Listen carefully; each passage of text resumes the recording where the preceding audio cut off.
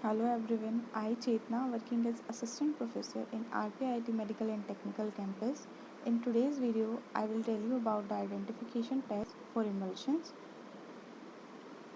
तो जो emulsion को डिटेक्ट करने के लिए टेस्ट हम करते हैं वो हैं dilution test, conductivity test, dye solubility test, refractive index test and filter paper test. इन टेस्ट की हेल्प से हम पता कर सकते हैं कि जो हमारा emulsion है वो वाटर इन ऑयल टाइप है या फिर ऑयल इन वाटर टाइप है।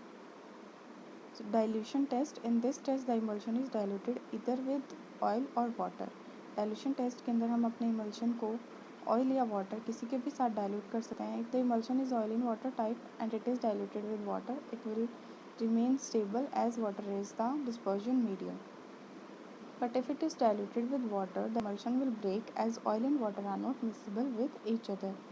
So अगर हमारा emulsion oil and water type है उसे हम वाटर के साथ डाइल्यूट करते हैं तो हमारा इमल्शन स्टेबल रहेगा क्योंकि उसके अंदर जो डिस्पर्जन मीडियम है वो वाटर है। लेकिन अगर हम oil in water type emulsion को ऑयल के साथ डाइल्यूट करेंगे तो हमारा इमल्शन ब्रेक हो जाएगा क्योंकि जो वाटर है वो इमिसिबल होता है ऑयल के साथ। तो इसी तरह से ऑयल इन वाटर इमल्शन को हम ईजिली डाइल्यूट कर सकते हैं एक्वस सॉल्वेंट के साथ, और वाटर इन ऑयल इमल्शन को हम डाइल्यूट कर सकते हैं ऑयली फेज के साथ। Next conductivity test. So conductivity test का जो बेसिक प्रिंसिपल है वो है that water is a good conductor of electricity. अगर हमारे इमल्शन में जो एक्सटर्नल फेज़ है, कंटिन्यूस फेज़ है, वो वाटर होगा तो जो हमारा टेस्ट है वो पॉजिटिव आएगा।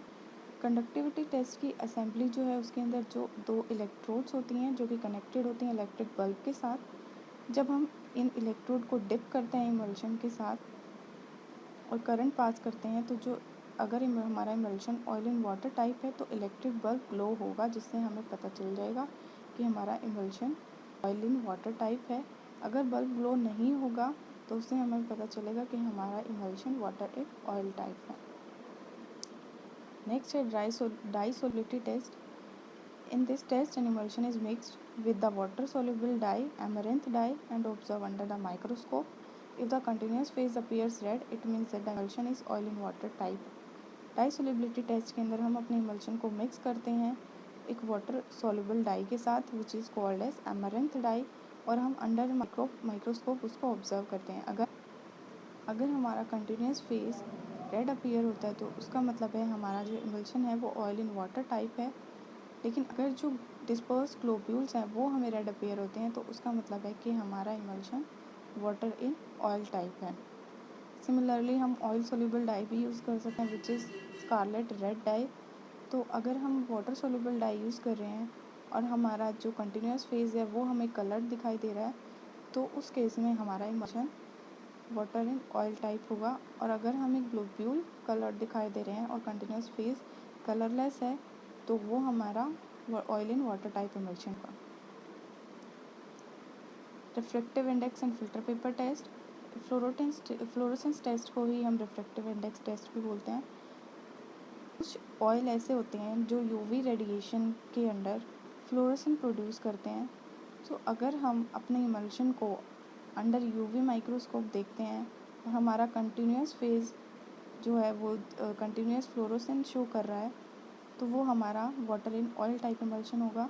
लेकिन अगर हमें स्पॉटी फ्लोरोसेंट शो हो रही है तो वो हमारा oil in water type emulsion होगा। Last is cobalt chloride test.